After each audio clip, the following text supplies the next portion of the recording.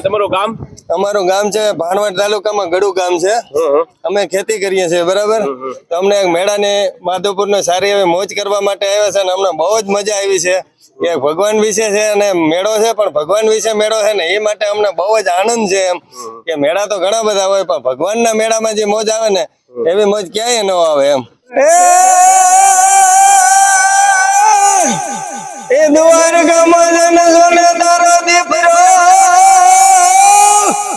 અને તું ભૂલી એ ગયે અમને ભગવાન, પણ તું કોક દી એ તાજે મારો મોગેરો મહેમાન. અરે રે તારા સરોગ ને હું ભૂલાવું સાંભળા, અરે રે તારા સરોગ ને હું ભૂલાવું.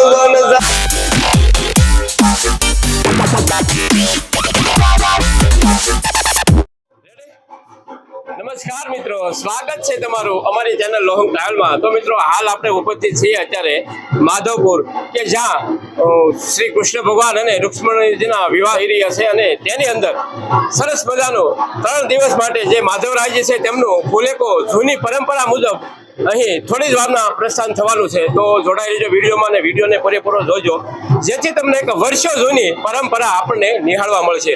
અને મિત્રો, આ વિડીયો તમને પસંદ આવે તો વિડીયોને લાઈક જરૂર કરી દેજો, તમારા મિત્ર મંડળને શેર પણ કરી દેજો.